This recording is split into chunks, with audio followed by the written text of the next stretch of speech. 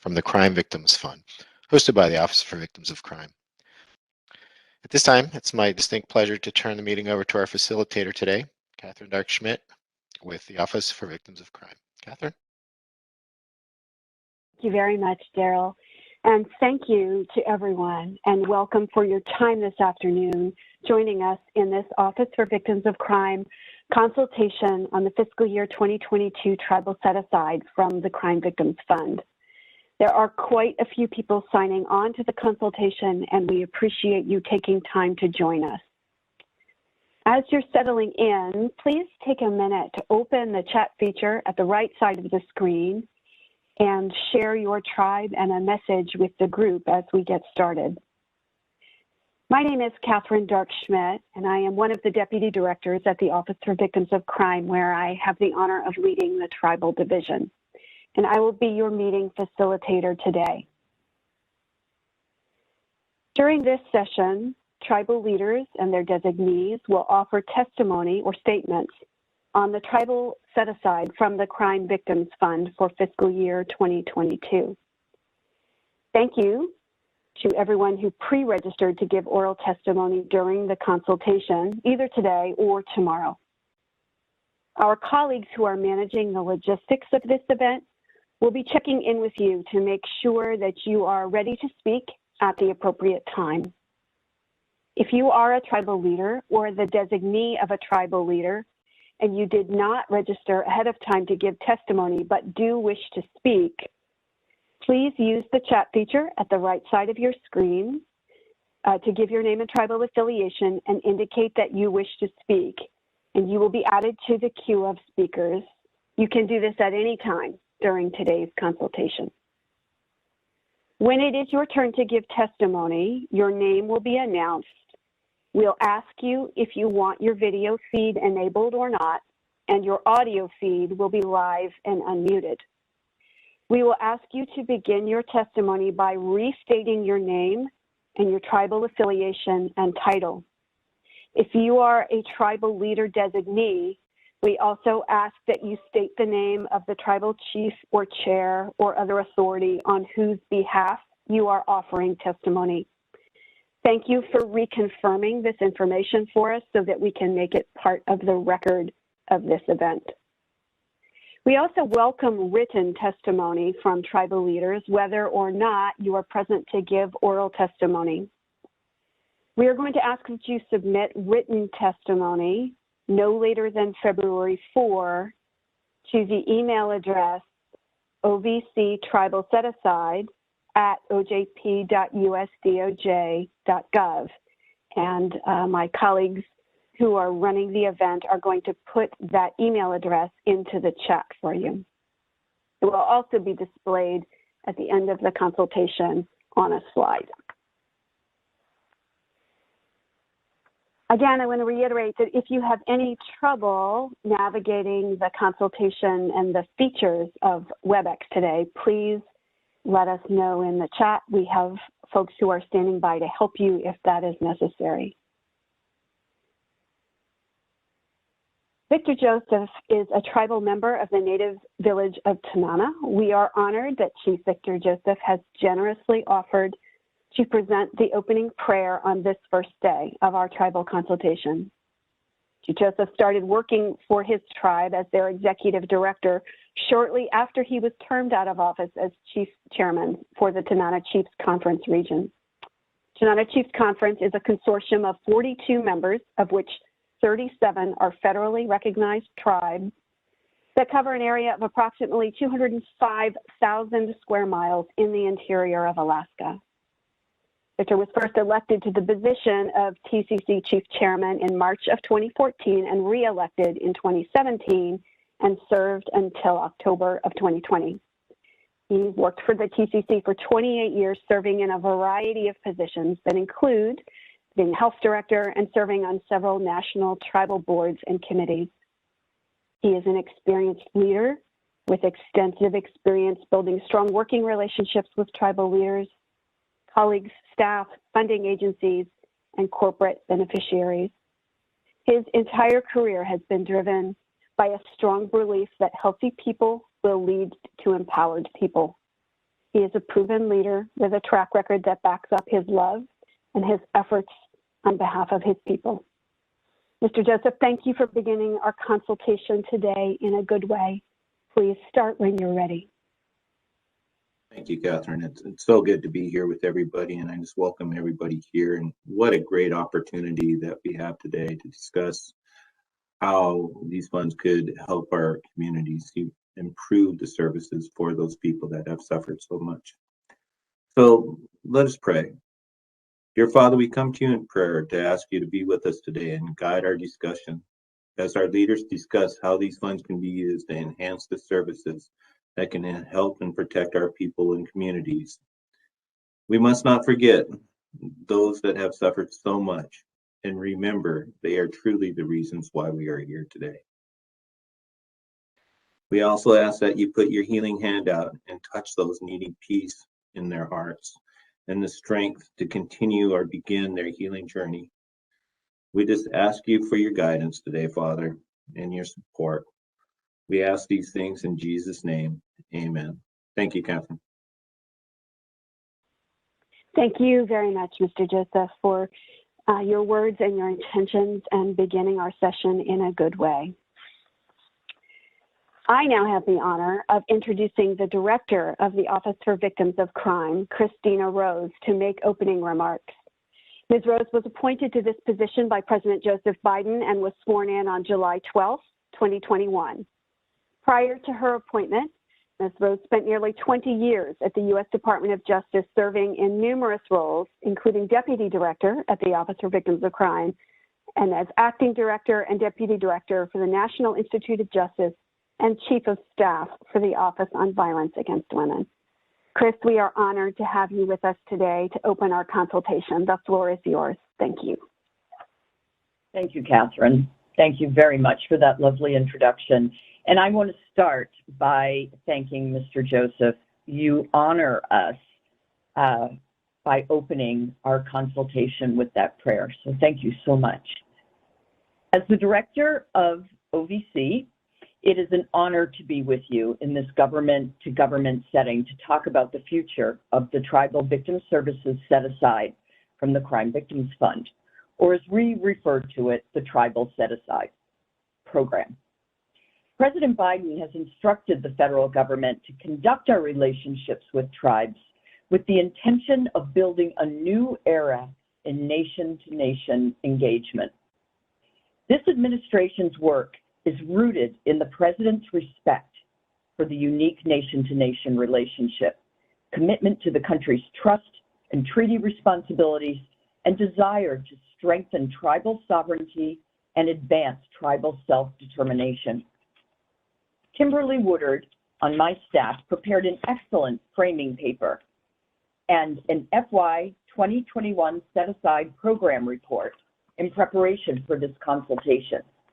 In case you haven't seen these documents, or if you want to refer to them again, the locations of those documents will be put in the chat to the right of the screen in just a few moments.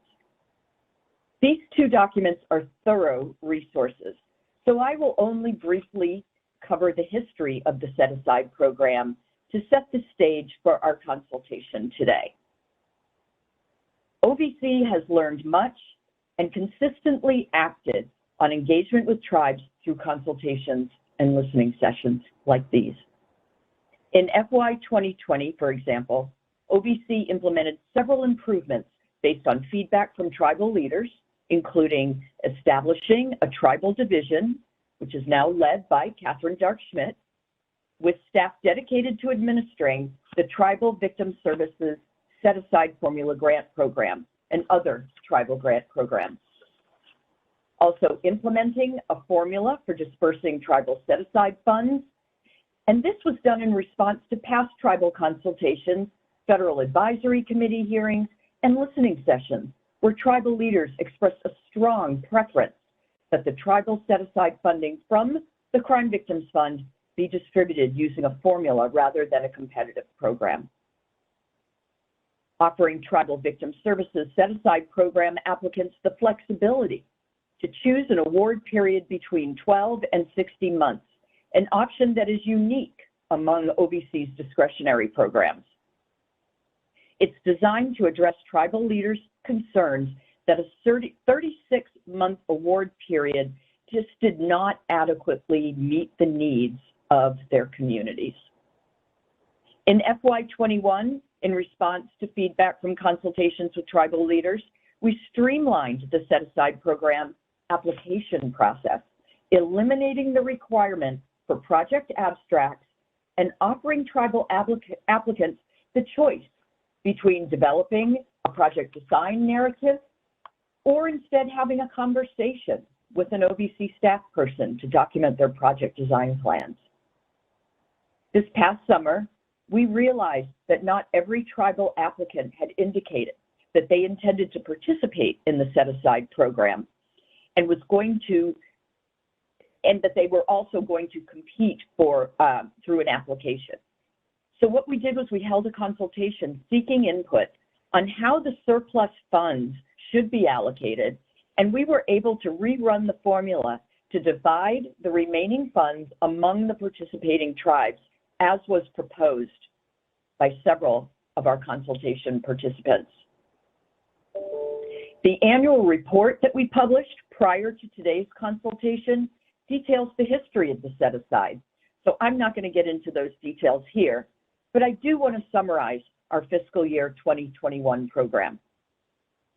In FY21, the tribal set-aside was authorized at 3% of the Crime Victims Fund for a total of $132,050,000. We do not yet have a budget for fiscal year 22, but we are anticipating the amount set aside for this program will be similar to the 2021 total. Under this non-competitive formula program, federally recognized Indian tribes, their authorized designees, and tribal consortia consisting of 2 or more federally recognized Indian tribes were eligible to apply for tribal set-aside funding. In FY21, we made 133 tribal set-aside formula awards totaling $112.6 million. That total represents every dollar that every eligible tribe or tribal designee or consortium requested. These funds will provide critical victim services to over 200 tribes. It's important to note that the tribal set-aside is not a statutory formula program, meaning that Congress did not create the formula program when it was authorized to set aside the tribal funds. Therefore, while OVC chose to administer the funds non-competitively using a formula, we are still required to adhere to the federal statutes governing the discretionary grant making, notably 200 CFR Part 2. This part of the code outlines how federal agencies must administer discretionary grant programs, including the oversight of budgets, collecting certifications by grantees regarding lobbying and other issues. And as we seek ways to streamline the oversight and the administration of set-aside grants, we are still bound by those federal statutes. For FY22, we propose retaining many of the features of the FY21 set-aside formula program, including non-competitive distribution of set-aside funds based on a population-driven formula, a 2-phase process that allows us to calculate grant awards based on the number of tribes that intend to apply, a self-determined project period of 12 to 60 months, a self-certification of tribal population numbers based on the population the tribe intends to serve under the set-aside grant program, and offering applicants the option to complete a program checklist on their own or participate in an interview with an OVC Tribal Division program staff in lieu of submitting a traditional 25-page program narrative. Finally, and most importantly, we want to be sure that everyone understands that all federally recognized tribes are eligible to apply for FY22 set-aside formula funds, regardless of whether you last received funds in FY21, regardless of the project period or the remaining balances of those awards. Here is how the FY22 set-aside program will work. In Phase 1, tribes that intend to participate in the FY22 set-aside program will submit population certifications. The population certification form is already available to you on our website and can be completed online and submitted to us via email. Population certifications must be submitted by February 15th. Once we have those in hand and we have a budget from Congress, we will run the formula to allocate the available FY22 set-aside funds to the participating tribes. Again, we don't know how much the set-aside will be this year because Congress has not yet passed a budget. We are in a continuing resolution at this time. However, we will notify tribes of their allocations, and Phase 2 of the process will begin at that time. In Phase 2, tribes or their designees submit applications into OJP's Just Grant system. Our staff will process those applications, and the awards will be made in fall of 2022.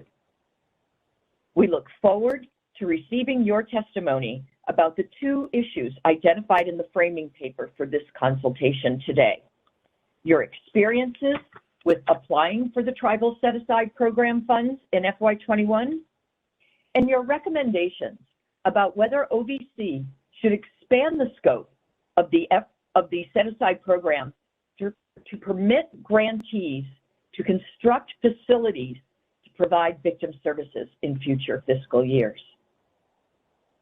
As always, we welcome your comments and your recommendations on any other topics related to OVC's tribal programming, the needs of your communities, any other issues related to crime victimization in Indian country that you believe should be addressed by the department.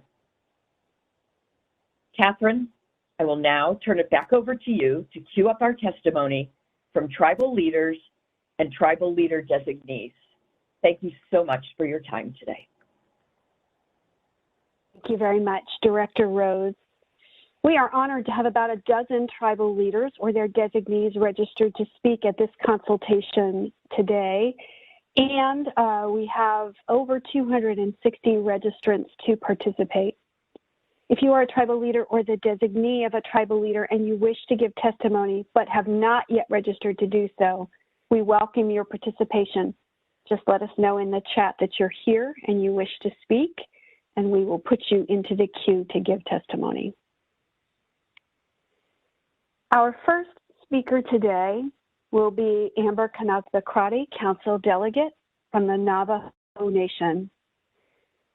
Council Delegate Crotty, would you like your video enabled? No, at this time, I think to stabilize my internet, I'll stay and just do a verbal testimony today. Thank you for the consideration. Unless you could send some more broadband our way to Navajo Nation, would appreciate it. Duly noted. The floor is yours. Thank you for your testimony. Thank you. I appreciate OVC providing the opportunity for tribal consultation at this time. Navajo Nation, in working with our partners, have had a very successful time in not only applying for last year's tribal set-aside, but we were able to successfully partner with some of our surrounding nonprofits and healthcare facilities to partner.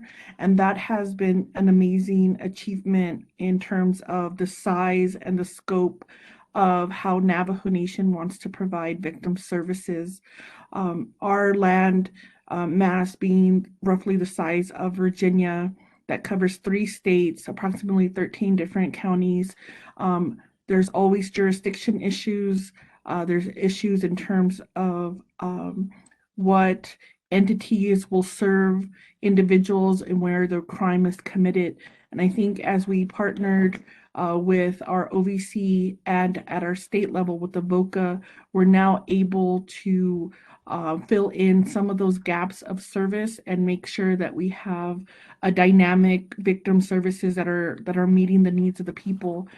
I do want to mention in terms of some of the challenges with the grant process has actually not have been the tribal set aside, but the special fund that was allocated to NCAI. We're still, and we'll provide in our written comments some suggestions in terms of the different nuance that we see with the requirements, and that will impact if there's any future discussion to provide those special funds.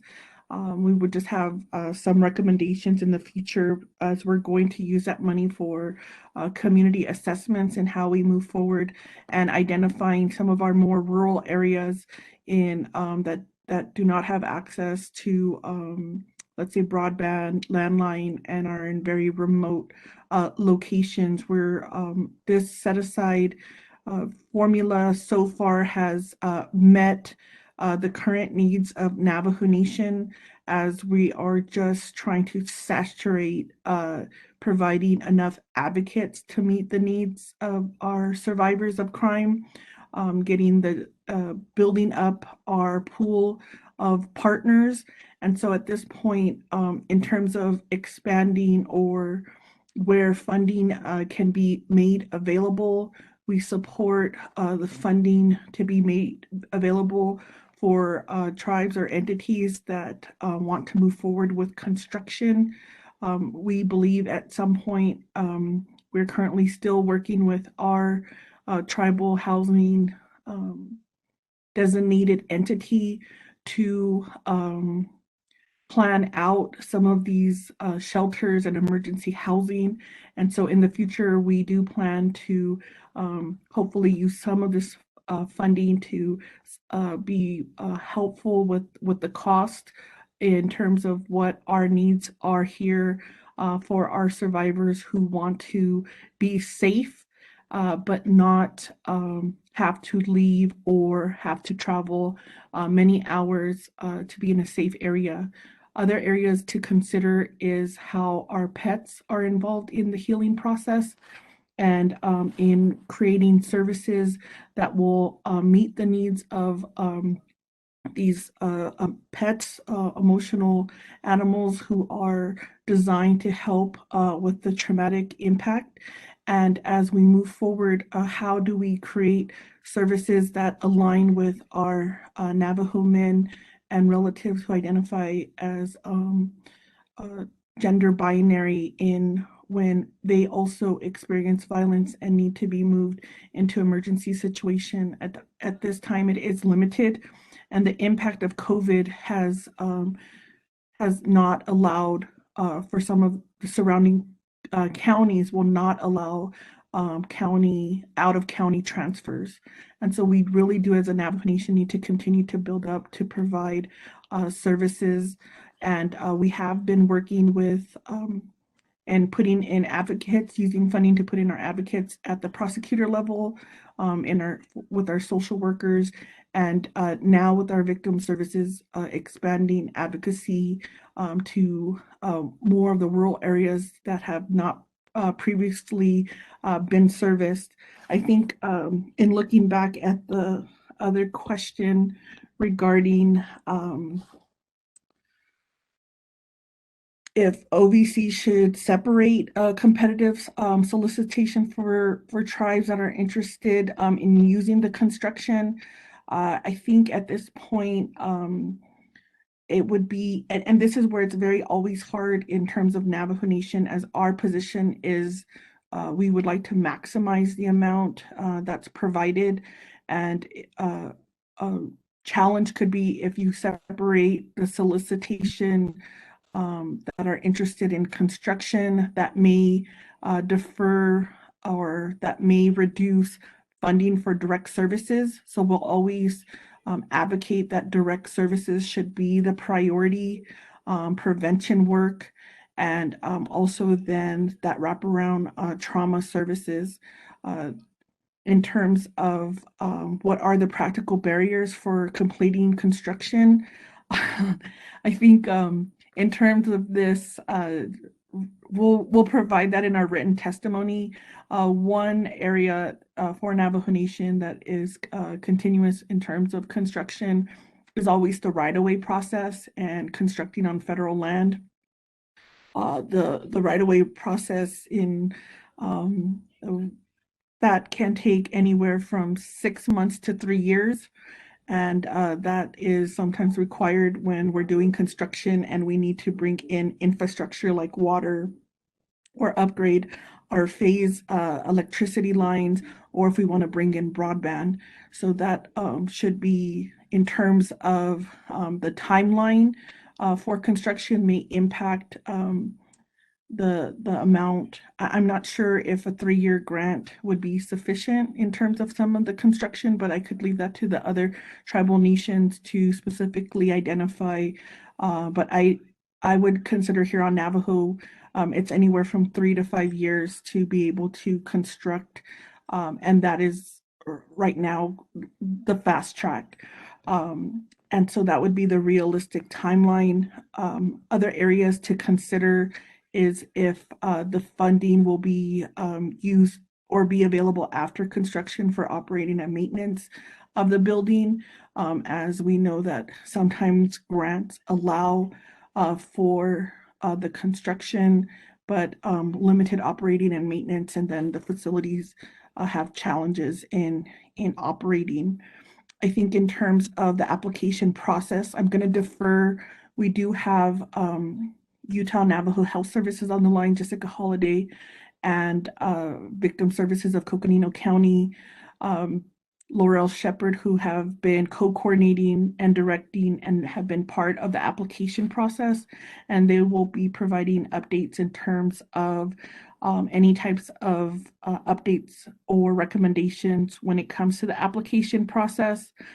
We will be participating in this next round of funding. We want to not only look at how we can lobby and convince our congressional counterparts to make this a permanent appropriation, and we'll continue to work with our other Native Nation partners as we move forward. And so I think at this point, we appreciate the help from OVC staff. We know that Navajo Nation had applied back in 2018. We had paused for a year to regroup internally, and we're deeply appreciated for your staffers who helped our Division of Social Services revamp their funding and get that, and to get that being able where we could use those funds now. So the time and the commitment from the OVC staff has been very helpful. Some things that I would hope that we could have from this consultation is a discussion on our missing and murdered relatives. If we could get some guidance from OVC in terms of how this funding could be used to support wraparound or families who are in crisis. We recognize that mainstream law enforcement does not identify or does not recognize an adult over the age of 18 missing as a crime, but our hope and our viewpoint from our lens as Navajos and relatives that when there is a person missing, there is a duty and an obligation to the community to find them. And unless they have specifically provided some indication that they are okay, that there is a negative imbalance, and that that family should be supported while they are trying to search for their missing relative, and rather not just depend on law enforcement to determine or to delay if identifying if there's a criminal act, which then would allow for OVC funds or other funds to be used. If we could get clarification from our federal partners, we'll be deeply grateful, and we'll provide our written comments. And as always, as the rise of COVID and the impact on our communities, our healing prayers are with all of you. And we know that if we slow down and take care of one another and continue to offer our offerings, that our Mother Earth will protect us and guide us, and we will create the communities that we want our children and their children to live in. So thank you very much.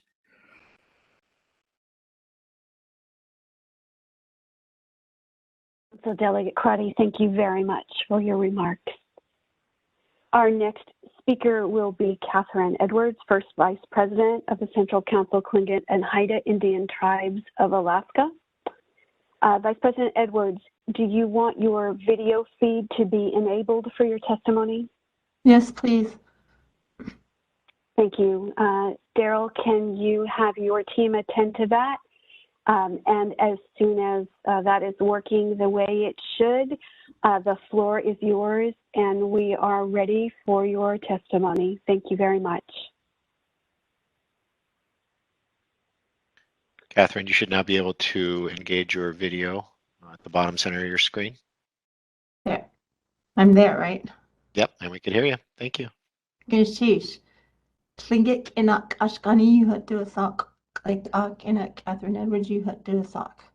Yek lacha sati cleanady ayahet. Engun kwan ayahet. Thank you. We appreciate the opportunity to provide comments and welcome this new era of our nation-to-nation relationship. I'm Catherine Edwards, the First Vice President of Central Council Tlingit and Haida Indian Tribes of Alaska. We are the largest tribe in Alaska with 33,438 enrolled citizens residing in 22 villages in Southeast Alaska and 3 urban populations in Anchorage, Seattle, and San Francisco. Southeast Alaska is a panhandle of islands not connected by road, and the only way in and out of our communities is by plane or by boat. And mostly small planes, not jets, and the roads don't look like I-5 thoroughways or expressways.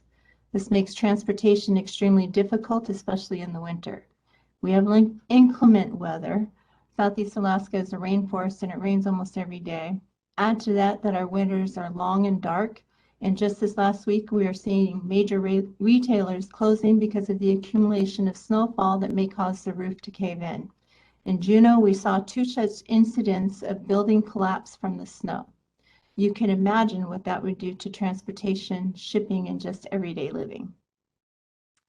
So in looking at your, that's just a little bit background about us and what it's like from Alaska. And I know you've heard this from us before, but we'll say it again. Looking at the framing paper, issue number 1, expanding the allowable grant-funded activities to include major renovations and construction. First question, should OVC allow the cost of new construction of buildings for use as shelters, transitional housing units, or other structures to the extent that would be used to meet the needs of crime victims with future program dollars? Our answer to that question is yes. Yes. And more importantly, why not? Our villages are already experiencing housing shortages, and more often than you can imagine, new construction is the only option. And just saying housing shortages doesn't paint the proper picture about how much we need new construction in our communities in Southeast Alaska. It doesn't describe the lack of adequate, affordable, or any housing in our communities. So yes, this shouldn't even be a question. This should be allowable. As to the question about NEPA and if OVC contracts with the firms to ensure federal environmental requirements are being met, the $25,000 to $50,000 should be inclusive of all costs associated with the environmental requirement. If this change is approved, the money could be budgetary hold on the formula-based dollar amount awarded to the tribe versus pulling that dollar amount back in advance of making those formula-based awards.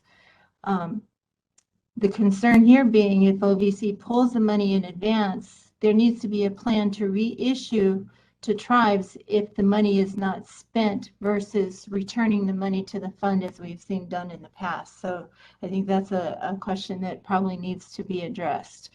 The second question, should OVC issue a separate competitive solicitation for tribes that are interested in obtaining the program funding? And what are the practical barriers to completing the construction of victim service-sized specific facility on trust land? And I'm emphasizing that on purpose because I'm from Alaska and this is an interesting question. obviously, this kind of question leaves places like Alaska and a few other tribes out of the equation because we don't have trust land. And any help you want to help us in getting those applications passed would be, I'm sure, most appreciated. So maybe the barrier of allowing for us to put land into trust could be something you could assist with. Secondly, a separate competitive solicitation. As we stated before, these should remain non-competitive, and how much would be taken out and set aside for construction projects would be taken off the form and removed from the formulas and put towards construction projects. We're not interested in having to compete for these dollars, and what would that criteria be if a small tribe, but the location makes it impossible for new construction projects to be feasible. Not sure why it would have to be a separate solicitation, and why couldn't we just apply for construction projects in our current application like we're trying to do with some of us, and why would we need to apply under a separate program? That just makes more work for us. With that being said, in answer to some of your other questions under A, one barrier, particularly in Alaska, is simply getting land into trust, like I've already said. So you would be setting up a different category of applications between lower 48 tribes and Alaska tribes. And as Alaska tribes, we're not interested in continuing to be treated differently than the lower 48 tribes. This is something that we keep saying, that we want to be treated on parity with tribes in the lower 48. Here are a couple more, besides the weather and lack of roads, of our barriers. Shipping costs per square foot often increase by at least 20% from an already high urban cost. Rural construction also contends with seasonal shipping. Our short construction season in Alaska only allows for a few months of reliable shipping. In an urban area, when a project runs short of materials, a contractor can run to Home Depot and be back in an hour. If you live in Cake and run short of a product, you would have to call a Juneau vendor and hope they have what you need in stock. Have it delivered and shipped via float plane at a cost of hundreds, and over the course of a project, often thousands of dollars. If a vendor does not have the materials, then the added time in shipping will occur to get it to the hub community, which would be usually Juneau, but you would add cost because you have to, then if you didn't have it locally in Juneau, you would look someplace else like Anchorage or Seattle to get stuff shipped up there. So that's just a small sample of a barrier. Labor force. Finding qualified laborers in our rural communities during a short construction season is often difficult. As the season is short, projects plan months in advance, and companies have already hired qualified local carpenters and tradesmen. If there is more than one project in a small community occurring at once, tradesmen such as electricians, muds and tapers, plumbers, etc., are having to be flown in and housed with per diems provided on top of typical cost. In some cases, village projects will require the majority of the hiring to be local, which requires the hiring of underqualified labor force, often extending a project. Another barrier, that's just a sample of the labor force barrier. Another barrier, lodging and transportation, is an added cost that is not covered by grants or funding agencies. Once a crew arrives in a community, they need reliable transportation and lodging for the duration of a project. And if a project goes over, they have to be there longer. Weather delays in Alaska can often make a project fall behind. This is almost guaranteed. Many successful companies have a larger contingency cost to take this into account. Bottom line is construction in rural villages is very costly, almost or probably economically infeasible. Added to complex funding requirement, which often makes our projects in Alaska uncompetitive. Another reason for not wanting a competitive solicitation.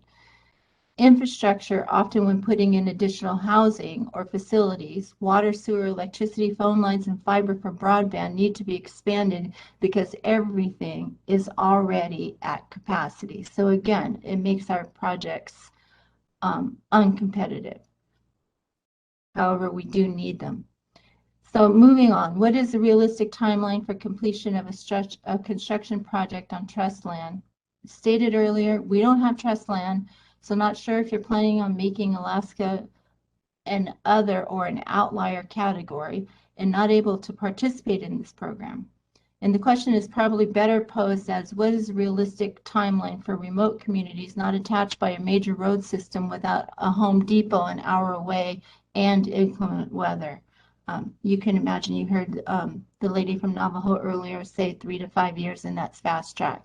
I would say that in Alaska, it's probably about the same. What challenges might a grantee who uses the program funds to construct a facility encounter with long-term maintenance of the facility? We at Clinton and Ida, we are able to provide some maintenance and of our offices, clinics, airports. But maybe we can use some of our program funds for maintenance after we build these projects. Moving on to issue number 2, enhancing the application process.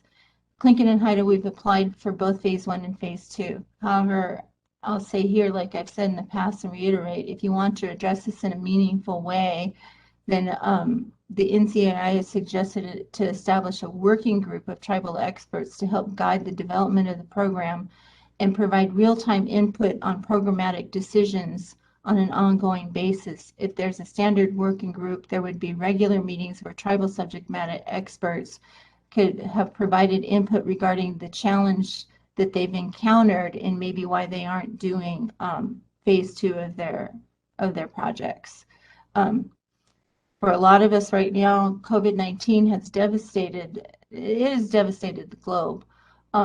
Our victims have been hit hard, and many of us are not able to expand our funding as originally intended. We need DOJ to be flexible in approving no-cost extension to tribal nations. States are given automatic no-cost extensions. Tribes should receive the same. Tribes are continually made to go above and beyond what is expected from our state counterparts. We have repeatedly reported during our testimony that OVC has placed a higher administrative burden on us than it does on state programs. We're not only asking to be treated on parity with our state counterparts, but to remind you that they have staff, time, revenue streams to accommodate the burdensome administrative tasks, while tribes do not. Sometimes in the tribe, the person in the office is taking the calls, emptying the garbage, and writing grants at the same time. This has to change in this new era. We need to quit looking at tribes like we're going to commit fraud or waste. The added burdens that are put on us are arbitrary and not necessary. I said before, again, that you all and your staff need to come to Alaska and not one of our urban hubs, but travel out to one of our village communities and experience it for yourself. When flights get canceled, snow falls nonstop, and there is no way in or out, what do our victims do? Where do they go? We don't have law enforcement in most of our communities, and it can take up to 16 hours or more just to make it to investigate a crime. It's time to change the perspective, and DOJ doesn't know what works best for us. And the usual metrics used for feasibility won't work for Alaska. I said before, we live and work in our communities, and we know what works best for us. Maybe, and I don't know, because we applied for phase 2. Maybe you aren't seeing the applications in phase 2 because the project is economically infeasible by your standards. Maybe it's time to think more expansively and get more creative in allowing us to use our tribal set-aside from the Crime Victims Fund, that we know how to make our communities whole. We should be able to provide the holistic services to crime victims that would include dealing with historical trauma and mental illness brought on by centuries of crime perpetuated against our indigenous communities. Finish Chief and Hawa for the time and space provided for this, to be able to provide this testimony on one of our most impactful programs to assist our communities and villages and homes as we work to bring health and wellness to our people. We do support expanding the program to include construction, and this will conclude my comments for today. Gunishish Hawa, stay safe and healthy. Vice President Edwards, thank you very much for your remarks. Our next speaker in the queue is Denise Peterson. Ms. Peterson, would you please repeat your name and your tribal affiliation and the tribal leader on whose behalf you are giving testimony? Thank you. And let us know, please, if you would like us to enable your video feed or not for your testimony. No, our internet is very bad, so I think the audio will be fine. Okay, you can begin when you're ready. Thank you. Hi, this is Denise Peterson at Mountain Village on the Lower Yukon. I'm with the Azachamiut Tribal Council. Our first chief is James Landlord. First of all, hello from Mountain Village, Alaska. We work with the Azachamiut Tribal Council. There's myself, the Tribal Justice Coordinator, Nita Stevens, OVC Coordinator, Casey Pulte, our OVC Assistant. We have grown as the years passed, even though we have had many turnovers during this COVID. We could have not gotten this far without all your help and support. We are standing strong and willing to move only forward, even with all the setbacks. One of our challenges right now is that we don't have a safe home or a temporary shelter, and this was always a problem. Due to COVID, it's harder to find someone that is willing to take in victims, even if they are family members. But with the help of our nearby shelters, Imanak Women's Shelter and TWC in Bethel, they have made it possible to house few clients when needed. This is just temporary while our renovation is taking place. We got a shelter started in September of 21 that is still in process and is coming along. We are excited and very hopeful this will be a huge outcome for our community. We, the DOJ, got together and came up with the name Weetavik, meaning a place to stay. One of our success stories we did was planting potatoes with our clients last spring. It was an activity that was safe to do since it was outside, and it also got them out and playing in the dirt, which was a big outcome. We also got to give 2 presentations while we held the planting. One was on talking about youth, about marijuana. Since there is a lot of drugs moving around in the world and on the small rural area. The other one was tobacco use and pregnancy. In the fall, the potatoes were harvested and distributed to all those that were involved. We are looking forward to the spring to do more planting, and it was a good therapy for us all. We would like to thank the community members that donated the seeds to make all this possible. We got to have a community awareness where we distributed a couple pamphlets called Azachamiut Tribal Council Weetavik. This explained the shelter and how we would be able to help. And the other one was called Azachamiut Tribal Council Weetavik Elder and Adult Protection, along with a pen with our information. The biggest hurdle right now is this COVID. With our numbers keep fluctuating, it's been a challenge to be more active with our clients during this time. But we do keep in touch with them. We got a few donations, and one of them is material. We plan to host a healing circle and a few sewing nights as long as our numbers are on the low side. Like any other place, our freight and travel cost is high, and it does take months to years to plan anything like a shelter or to move any clients or to get some help. But we make it possible and work around our walls that we run into. We'd like to thank everyone for all your help throughout these years and for all of you that host these events and trainings meetings. They're a big help on us, give us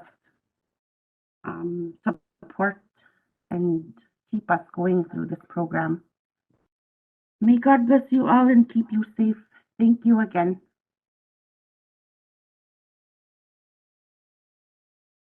Ms. Peterson, thank you very much for your testimony.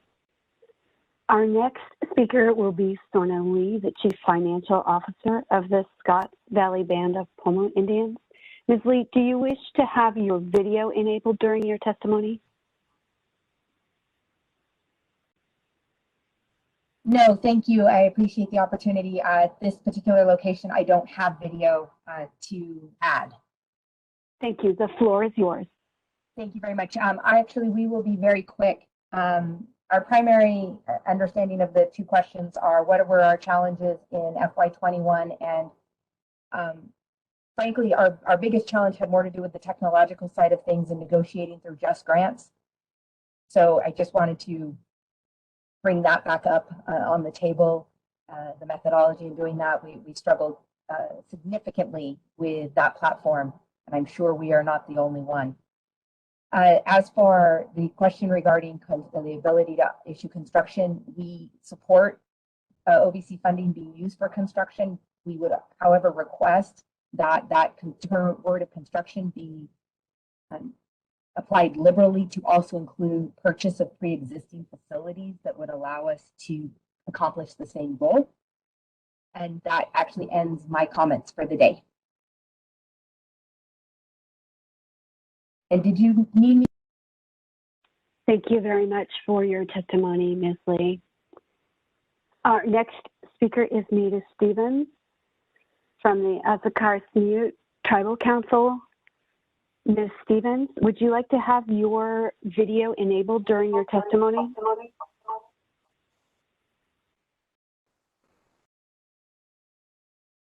Hi, this is Nita. Just Denise Peterson shared our testimony and we came up with it together. Did you hear me? Yes, thank you, Ms. Stevens. Does that mean no further comments from you at this time? No. Thank you. I appreciate both Ms. Peterson's remarks and your work on those as well. Thank you, Ms. Stevens. We have next Ms. Samantha Christensen. Ms. Christensen, would you like to have your video enabled during your testimony? I wasn't expecting to be speaking. I just submitted a line of suggestions just for awareness and where you're allocating your funds. Understood. Thank you. And I did receive the written remarks that you submitted, and we are happy to have those. Thank you for submitting them. You're welcome. Have a good day. Thank you. All right, we're going to pause for just a moment. It was our intention that we would have a break at some point during this 3 hours of testimony so people could stretch their legs and get a drink and take care of themselves. I think what I would like to do now is do that in this interval. So for 15 minutes, we're going to pause. During that time, if there is anyone who wishes to give testimony today, could you please let us know through the chat, and we will reconstruct a list of people to speak after the break. So if you would like to speak, please put that in the chat now so we can work on constructing that list. If you're ready for a break, please go ahead. We will be silent until 3:15 Eastern Time. 3:15 Eastern Time, I will come back on and let you know if we have speakers waiting in the queue. If we do not have speakers waiting in the queue, then we will prepare to have our formal closing for today. And of course, we'll have closing remarks from the director, and I'll make some reminders about processes we spoke about today, and reminder for how to join the second day of the consultation, which begins tomorrow morning or afternoon, depending on where you are. So I will see you all back at 3:15 Eastern. Thank you for translating that to your own time zone. Welcome back, everyone. I want to thank you again for the time that you took today to be part of this consultation.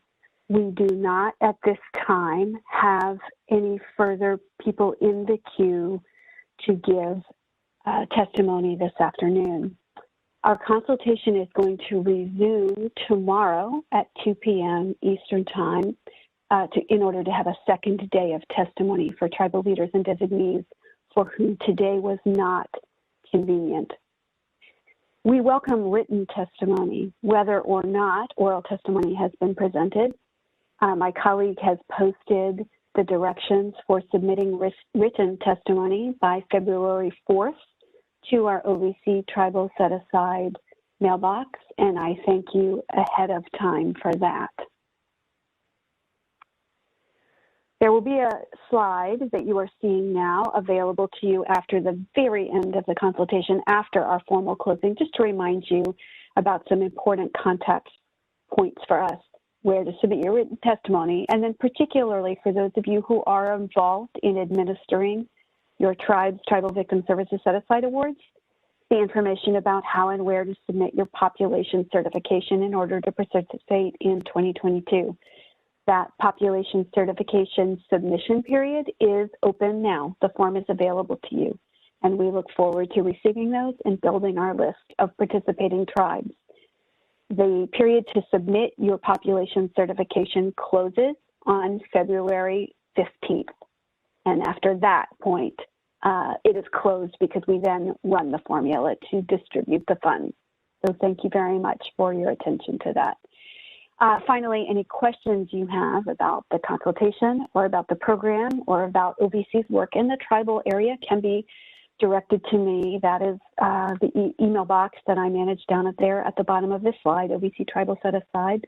My name is Catherine, and I am happy to correspond with you about any questions you have about how our programming works, either in general because you're curious about applying for the formula funds for the first time, or for those of you who are old hands at this, if you have other ideas or questions that you want to discuss. We always appreciate hearing from you in the field about how these dollars work. At this point, if she is available, I would like to welcome Director Rose back to make some closing remarks, after which we will have a formal closing to our consultation. Director Rose, are you available to join us on camera? Catherine, I think she's having difficulties with her equipment. I can either close for us or you can. Thank you, Sasha. Could you deliver Chris's remarks on her behalf? It's my pleasure to do that, and I'm happy to go on camera or not. We're ready when you are. Thank you, Sasha. Great. Hello, everybody. My name is Sasha Rutizer. I'm Chief of Staff here at Office for Victims of Crime. It's my pleasure to be with you and to have listened to everything that was said today. And I want to thank you all for your time today and for being a part of this consultation. Thank you for your testimony and for your candid remarks about how we can all best work together.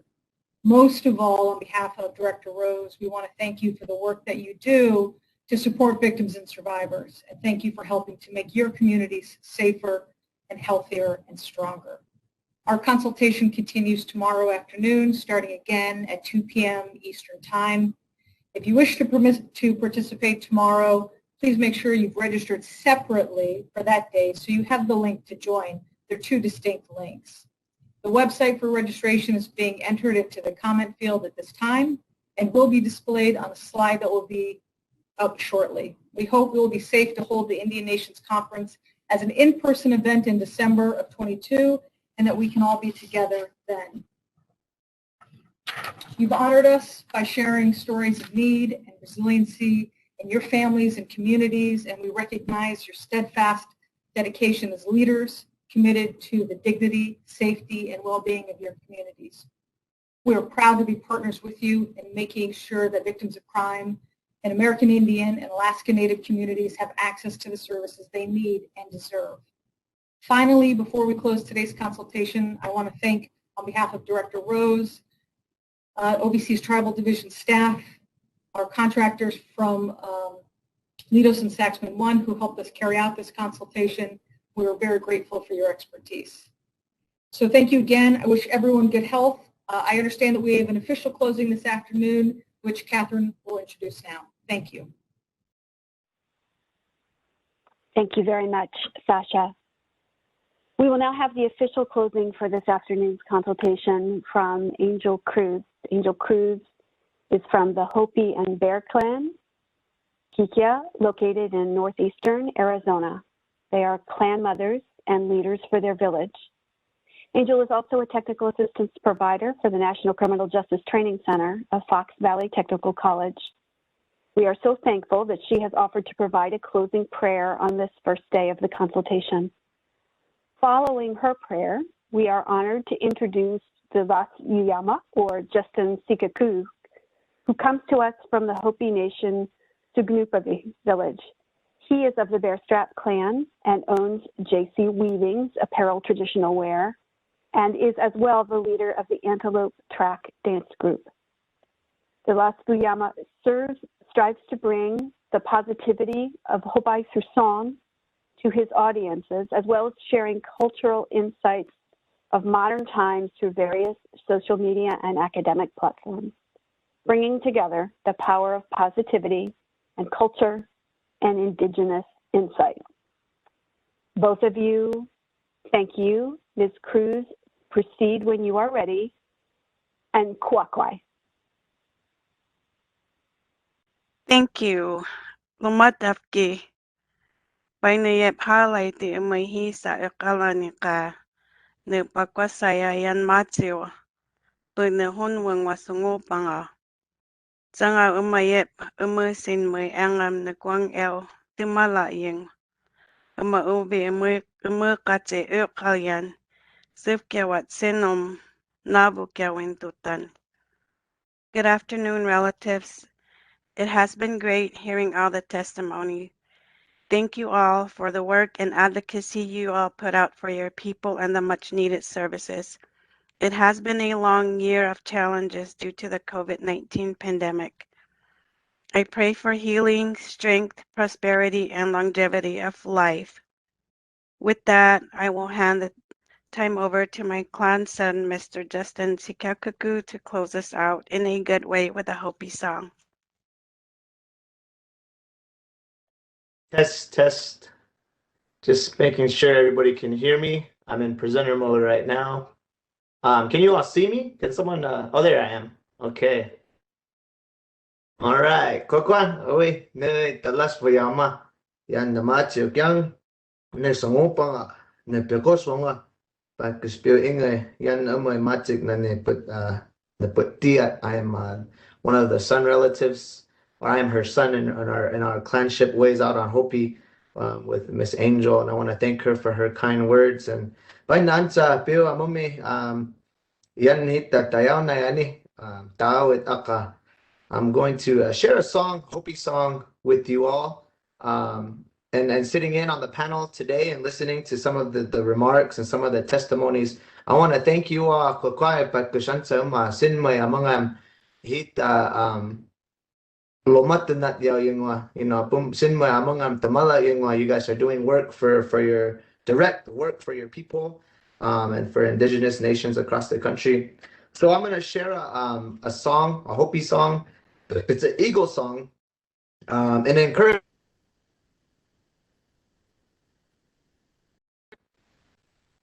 an encouragement for your work, and to make sure you keep you guys going strong, because I know within our challenging times within 2020, we've all been doing, I guess, our own forms of prayer, and it's kind of the ways that we've been getting through these challenging times and coming up with what I heard through some of the testimonies was becoming more creative in how we go out and help our people.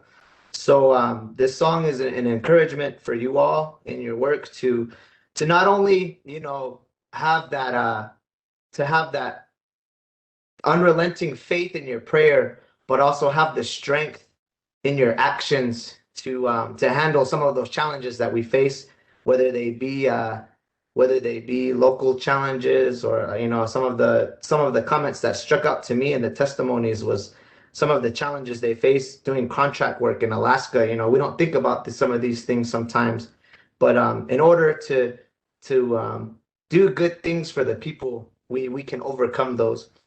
So the eagle song that I'm going to share, it says, "The eagle is here dancing. So happily pray to him, and may you live a good, strong life, a life in health." And so I brought my eagle here with me to help me out. And so with that, I would like to render these blessings and again strength in the actions that you all will take from here on out to do the good work that you do for Indigenous country.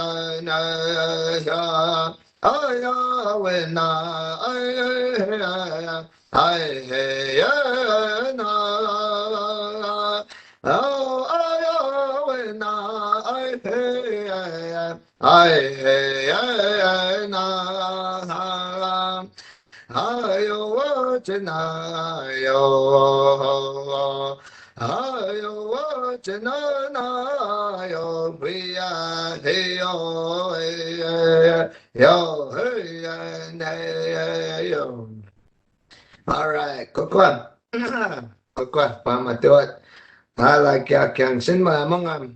Happy amongam tamala yun tamasosuyom naong vitutani. Nalia pilol masaniso kya sinoma.